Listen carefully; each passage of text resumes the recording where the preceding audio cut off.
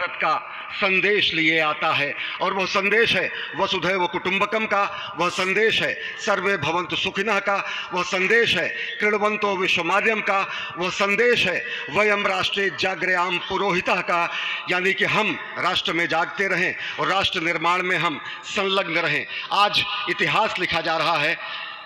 सप्तपुरियों में सर्वश्रेष्ठ भगवान श्री राम की जन्मभूमि अयोध्या में दिव्य भव्य नव्य मंदिर में प्राण प्रतिष्ठा के लिए प्रधानमंत्री संकल्प ले रहे हैं।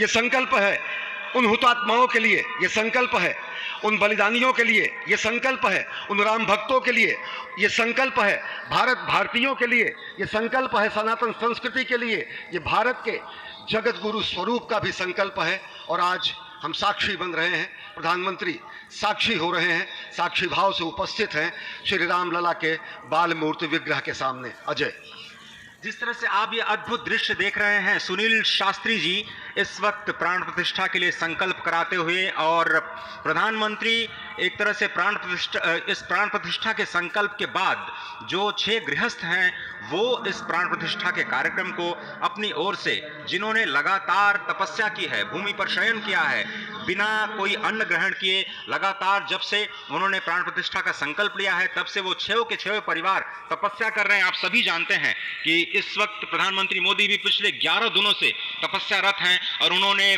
दक्षिण भारत के अलग अलग मंदिरों में जाकर के अपने इष्ट भगवान श्री राम, अपने इष्ट भगवान श्री शिव का दर्शन किया है। और शिव की बात है तो आप देख लीजिए कि जो पीछे आचार्य इस वक्त आपको दर्शन दे रहे हैं वो काशी से पधारे हैं। वही काशी जो भगवान राम के सखा हैं, वही काशी जहां पर भगवान शिव भगवान राम के स्वामी के रूप में विराजते हैं, वो जगत गुरु हैं। इसलिए काशी भी मगन है, क्योंकि काशी से ही ज्योतिषी गणेश्वर द्राविड़ ने इस पवित्र मुहूर्त को निकाला है, जिन्होंने जो भूमि पूजन का भी जो ज्योतिषाचार्य का महत्व बताते हुए दिखाया था। और इस वक्त आप देखिए कि गर्भगृह में बहुत ही विशिष्ट मेहमान प्रधानमंत्री के साथ इस वक्त आरएसएस के प्रमुख मोहन भागवत जी भी पधार चुके हैं। इस प्राण प्रतिष्ठा समारोह में अनंत अनंत कोटि आत्माओं की भावनाओं को अपने हाथों में लिए करबद्ध प्रार्थना भगवान श्री राम से, भगवान श्री शिव की धरती से पधारे आचार्यों की उपस्थिति में बहुत ही दिव्य क्षण।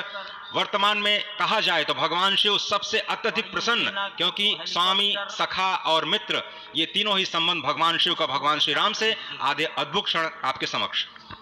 प्राण प्रतिष्ठा का समय, अद्भुत क्षण, युगांतकारी क्षण, इतिहास में स्वर्णाक्षरों में दर्ज होने वाला क्षण। उसके बाद कहा जा सकता है अरुण गान पर महाप्रगति का अब यह मंगल गान उठा है, करवट बदली अंगड़ाई ली सोया हिंदुस्तान उठा है। ये संकल्प के सिद्धि होने का दिन है, ये हमारे पुरखों से किए गए वादों का पूर्ण होने का दिन है, ये विधाता से दिए गए वचन को पूर्ण करने का दिन है, ये उस शपथ के पूरा होने का दिन है जब कहा गया कि जन जन के मन में राम रमे और प्राण प्राण में सीता है।